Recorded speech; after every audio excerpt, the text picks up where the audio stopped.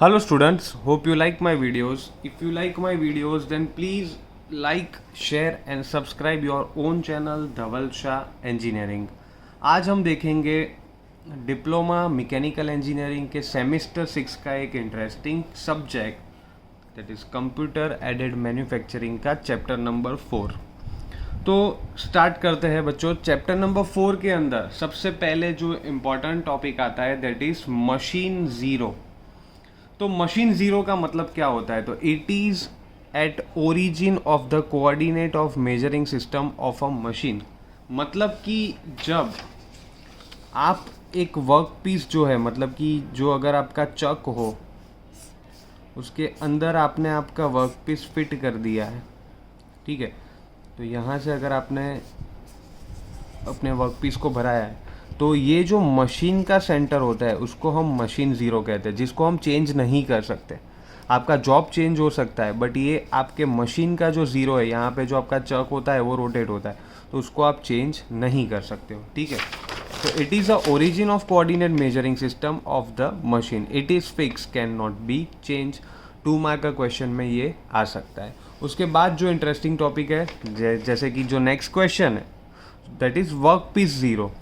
So it is an point on component to which all dimension are referred। मतलब कि अभी ये जो आपका वर्क पीस है इसमें ये वाले पॉइंट की बात करें तो इसको हम कहते हैं वर्क पीस ज़ीरो। ये जो पॉइंट है उसको हम क्या कहेंगे? Work piece zero. जो अकॉर्डिंग टू वर्क पीस की साइज़ अगर बढ़ जाए, कम हो जाए, तो उसके हिसाब से वो जो पॉइंट होता है वो भी वहाँ पे चेंज हो जाता है। तो ये भी 2 मार्क का क्वेश्चन में आ सकता है। उसके बाद आगे बढ़ते हैं students, that is a very important question that is write down and explain CNC program format. CNC का जो प्रोग्राम फॉर्मेट है वो हमें एक्सप्लेन करना है। तो स्टूडेंट्स उसके अंदर क्या आता है? तो मैंने यहाँ पे एक एग्जांपल दिखाया है, ये इसका एक बेसिक फॉर्मेट है। अभी दिमाग में डाउट ये होगा कि सर ये काम में कहाँ आएगा। तो जैसे कि इस चैप्टर 1 में हमने पढ़ा था NC, CNC, DNC, उसमें हमने जो CNC पढ़ा था उसी दौरान हम पढ़ते थे कि जब CNC आपको यूज़ करना है तो उसके अंदर आपको प्रोग्रामिंग कंप्यूटर के थ्रू डालना पड़ता है। तो वो जो प्रोग्रामिंग हम करते हैं जो कि G कोड के फॉर्म में होता है, जो यहाँ पे आप देख सकते हो, तो वो प्रोग्राम की एक लैंग्वेज रहती है ठीक है स्टूडेंट्स, वो जो प्रोग्राम होता है उसकी एक लैंग्वेज रहती है। तो उसका एक नमूना हमने यहाँ पे आपके सामने पेश किया है, ठीक है।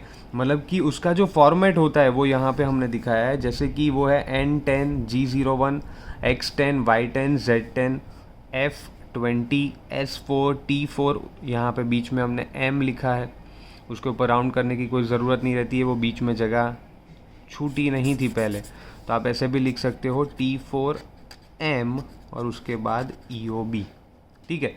तो अब देखते हैं कि ये सारी टर्म्स हमने जो लिखी है वो है क्या। तो सबसे पहले बात करते हैं N, उसको हम कहते हैं सीक्वेंस नंबर। उसके बाद बात आती है G, जिसको हम कहते हैं प्रिपरेटरी फंक्शन, जो कि बहुत ही इंपॉर्टेंट है। X, Y और Z, ये तीनों को हम कोऑर्डिनेट्स कहते हैं। उसके बाद बात आती है F is a feed rate, then S is a spindle speed. उसके बाद बात आती है T, जिसको हम कहते हैं टूल नंबर। फिर M miscellaneous function and EOB, जिसका फुल फॉर्म होता है एंड ऑफ ब्लॉक। तो स्टूडेंट्स आइए इन सभी के बारे में अब डिटेल में थोड़ा बहुत देखते हैं। तो सबसे पहले बात करते हैं कि सीक्वेंस नंबर हम किसे कहते हैं। तो सीक्वेंस नंबर में लिखा है कि it is use to identify to line a block. मतलब कि जो ब्लॉक हमें लिखा है उसको हमें आइडेंटिफाई करना हो तो उसके लिए हमें सीक्वेंस नंबर देनी पड़ती है, जिसको आप 1 से लेके 99,999 तक का नंबर दे सकते हो, ठीक है। तो आपको 10, 20, 30 जो भी नंबर आपको पसंद आए वो वहाँ पे आप ले सकते हो। उसमें कुछ पर्टिकुलर रूल्स नहीं रहते कि कौन सा नंबर यूज़ करना है, आपको जो मन पसंद आए वो वहाँ पे आप यूज़ कर सकते हो। उसके बाद बात आती है जैसे कि G codes, preparatory function G codes which is a very important students. It is used for specific operation perform by tools. मतलब कि अब तक जो आपके टूल परफॉर्म करते आए हैं जिसको एक स्पेसिफिक ऑपरेशन हम कहते हैं, तो उसके लिए जो कोड हम यूज़ करेंगे उसको हम कहते हैं G कोड। उसके एग्जाम्पल्स हमने यहाँ पे आपको दिखाए। वैसे तो जी कोड के बहुत सारे एग्जाम्पल्स है, बस उसके अंदर से हमने क्या किया है कि थोड़े बहुत एग्जाम्पल्स यहाँ पे हमने दिखाए। जैसे कि जो इम्पोर्टेंट रहते हैं G00 उसको हम कहते हैं रैपिड ट्रांसवर्स। फिर बात आती है G01 जिसको हम कहते हैं linear interpolation, G02 circular interpolation clockwise, and G03 that is circular interpolation anti clockwise. मतलब कि ये क्लॉकवाइज यूँ रहेगा और एंटी क्लॉकवाइज यूँ रहेगा। तो आपके दिमाग में एक डाउट आएगा कि सर इसको हम समझे कैसे। तो इसके रिगार्डिंग जो एक्सप्लेनेशन है वो हम आपको नेक्स्ट वीडियो में समझाएंगे, ठीक है। अभी तक आपको यहाँ पे सिर्फ इतना ही याद रखना है कि जो जी कोड्स रहते हैं उसको हमें स्पेसिफिक ऑपरेशंस के लिए यूज़ करना है, ठीक है। उसको हमें स्पेसिफिक ऑपरेशंस मतलब कि कटिंग करना है तब हम उसको यूज़ करेंगे, बिना कटिंग किए हमारे टूल को मूव करवाना है तो भी हम जी कोड यूज़ करेंगे, क्लॉकवाइज कटिंग करना है तो भी हम जी कोड यूज़ करेंगे, एंटी क्लॉकवाइज कट करना है तो भी हम यहाँ पे जी कोड को ही यूज़ करते हैं। तो आइए अब आगे बात करते हैं दैट इज ऑफ कोऑर्डिनेट्स। तो स्टूडेंट कोऑर्डिनेट्स हमें पता है जैसे कि 2 एक्सिस 3 एक्सिस वो मशीनरीज हमारी रहती है। तो यहाँ पे हमने एग्जांपल के तौर पे यहाँ पे 3 एक्सिस को लिया है। हमने क्या किया है यहाँ पे 3 एक्सिस लिया है जैसे कि एक्स वाई और जेड। तो एक्स वाई जेड एक्सिस में क्या होता है कि कई बार forward and backward stroke, upper and downward stroke, और जेड की बात करें तो डेप्थ की बात आ जाती है, ठीक है। मतलब कि उसको इनसाइड जाके बाहर आना हो तो वहाँ पे वो तय कर सकता है। आगे बात करते हैं दैट इज़ अबाउट फीड, जो मतलब कि प्रोग्राम में हमने एफ लिखा था उसको हम फीड कहते हैं, और स्पिंडल स्पीड है उसको हम एस कहते हैं। तो फीड में क्या होता है, to give a feed rate it is used after G code. एक बार आपने जी कोड दे दिया फिर आपको तय करना है कि कितनी फीड आपको देनी है। उसको आप इस तरह वैल्यूएशन में एग्जांपल में दे सकते हो जैसे कि F300 to give a spindle speed. अभी आपको कौन सी स्पीड से घुमाना है अपनी स्पिंडल को, आपका जो स्पिंडल घूम रहा है उसके यूनिट कौन सा रहता है, वो रहता है RPM। तो S800 मतलब कि 800 RPM पे आपका मशीन रोटेट होगा। आइए अब आगे बात करते हैं मिससेलेनियस फंक्शन के बारे में। तो जैसे कि जी कोड्स हमारे लिए इम्पोर्टेंट है उसी तरह मिससेलेनियस फंक्शंस भी एक बहुत ही इंपॉर्टेंट टॉपिक है जिसको हम डिनोट करते हैं एम से। So they are giving certain action at the end of block, only 1 M code is allowed in each block. मतलब कि एक ब्लॉक में सिर्फ आप एक ही एम कोड को यूज कर सकते हो, ठीक है। तो मिससेलेनियस फंक्शन इसको क्यों बोलते हैं, क्योंकि इसको हम end of the program use करते हैं, क्योंकि कई सारे ऐसे ऑपरेशंस रहते हैं जो ड्यूरिंग अ प्रोग्राम हमें पता नहीं होता कि कब हमें इसकी ज़रूरत पड़ सकती है। तो उस दौरान हम इस मिससेलेनियस फंक्शन को यूज़ करते हैं। जैसे कि मैं आपको बताऊं M00 तो stop program during a running condition. अगर आपका प्रोग्राम है, आपका वर्कपीस कहीं पे काम कर रहा है और अचानक से आपको लगा कि इसको मुझे स्टॉप कर देना है, तो आप M00 वहाँ पे अप्लाई करोगे तो वो आपका वर्कपीस है उसको रोटेशन उसका जो हो रहा है उसको वो वहाँ पे स्टॉप कर देगा। तो स्टूडेंट्स यहाँ पे क्या हुआ कि हमें पता नहीं था कि हमें उसको बीच में स्टॉप करना पड़ेगा, ठीक है। तो उसको हम क्या कहते हैं, मिससेलेनियस फंक्शन कहते हैं, ठीक है। तो M02 यहाँ पे another example end of program. अगर पूरा प्रोग्राम ख़त्म करना है तो आप M02 लगा सकते हो। M03 clockwise spindle rotation, M04 anti clockwise spindle rotation. उसके बाद M06 is a tool change, M08 coolant on and M09 is for coolant of. तो ये सारे एग्जाम्पल्स रहते हैं जो कि है मिससेलेनियस फंक्शन के बारे में। तो आइए अभी आगे बात करते हैं, नेक्स्ट क्वेश्चन पे जाते हैं which is model commands and non model commands. तो सबसे पहले मॉडल कमांड्स की बात करते हैं। तो यहाँ पे लिखा है command issued in NC program that will stay in effect until it is changed by some other command। मतलब कि जब आपने कोई कमांड दिया हुआ है, जब तक आप उसको चेंज नहीं करते हो तब तक वो चलता ही रहेगा, चलता ही रहेगा, चलता ही रहेगा। उसको आप वहाँ पे स्टॉप नहीं करवा सकते हो। जैसे कि कूलेंट ऑन ऑफ, एक बार आपने कूलेंट ऑन कर दिया, एक बार आपने कूलेंट ऑन कर दिया, फिर आप जब तक उसको स्टॉप नहीं करोगे वो कूलेंट अपने आप चलता ही रहेगा, उसको आप वहाँ पे स्टॉप नहीं कर सकते। तो उसको कहते हैं मॉडल कमांड, जो कि एक बार रनिंग कंडीशन में आ गया फिर हमें उसको स्टॉप करना पड़ता है। तो उसके बाद जो टर्म आती है that is non model commands. So it is issued in NC program that will stay affect only the line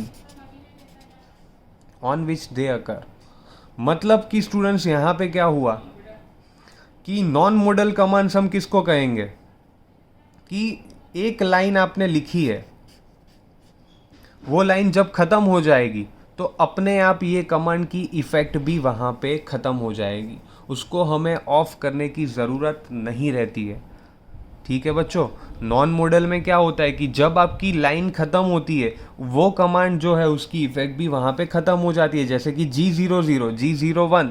तो ये सारे कोड्स नॉन मॉडल है क्योंकि उसकी जो इफेक्ट रहती है वो एक लाइन तक ही रहती है। मतलब कि जितनी लाइंस आप लिखोगे बारी बारी आपको G00 लिखना पड़ेगा, G01 है तो वो भी, मतलब जो कमांड आपको यूज़ करना है वो आपको रिपीटेडली वहाँ पे लिखना पड़ेगा क्योंकि वो नॉन मॉडल कमांड्स है।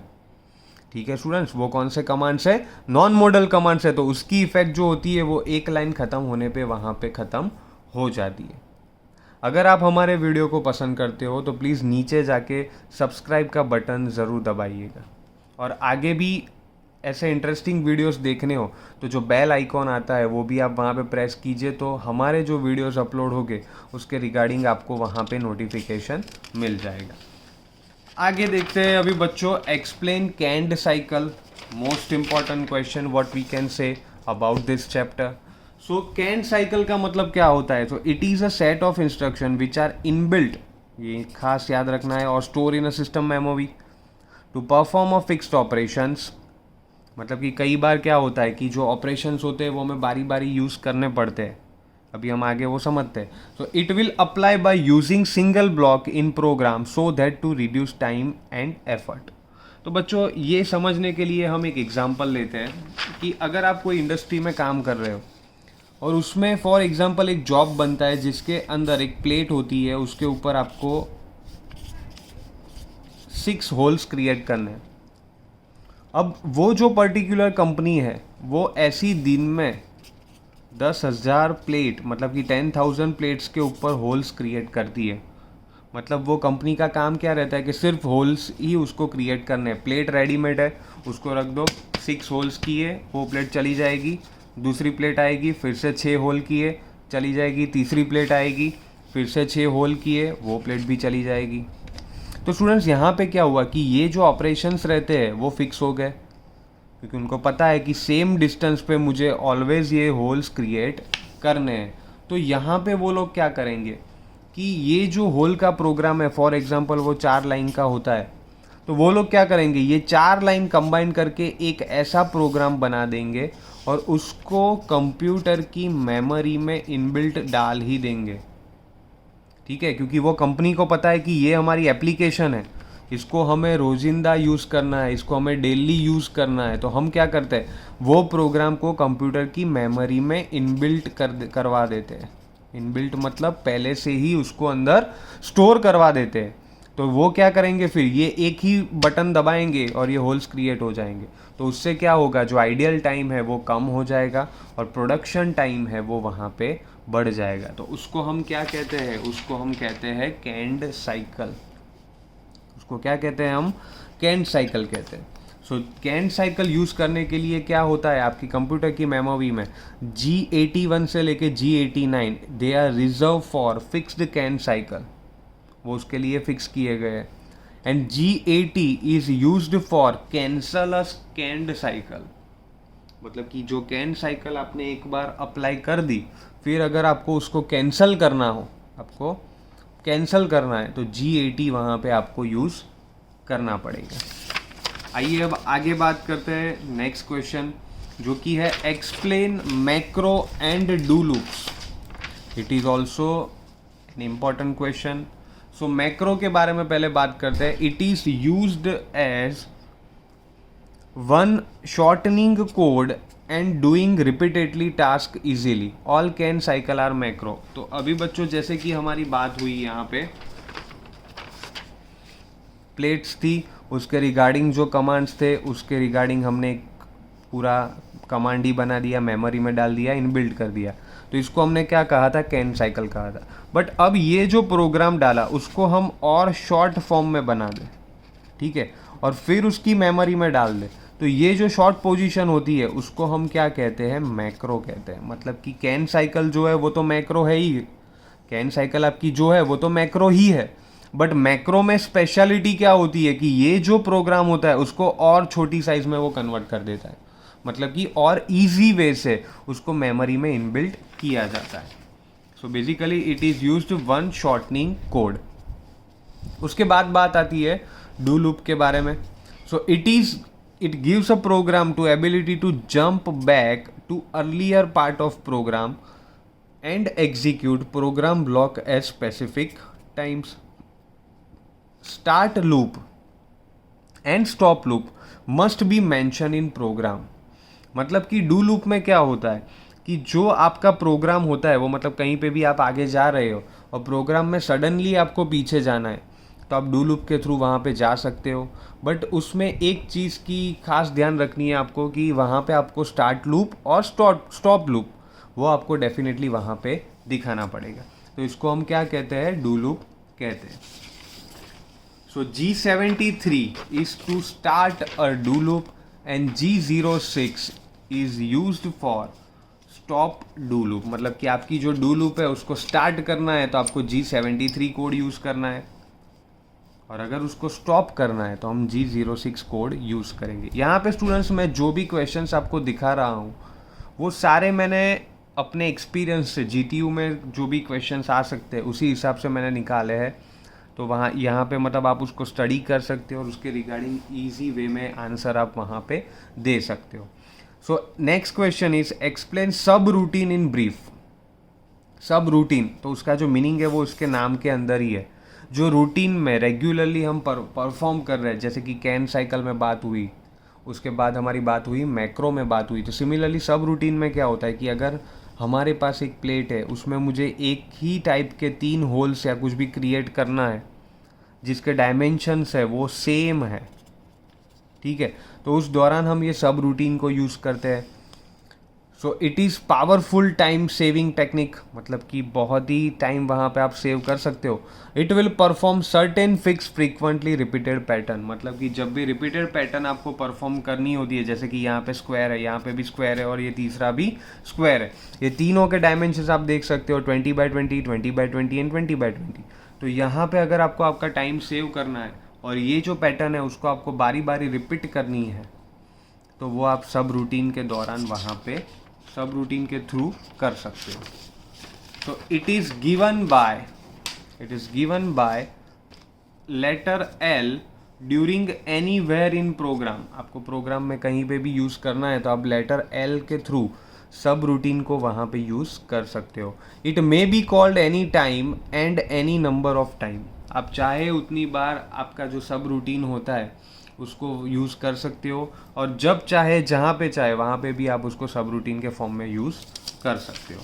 So next question is very interesting topic, that is tool length compensation. Students ये बहुत ही इंटरेस्टिंग टॉपिक है। तो यहाँ पे हमने दिखाया है sometimes during programming programmer will forget. पहले ये पढ़ने से पहले हम क्या करते हैं, इसका डायग्राम समझ लेते हैं।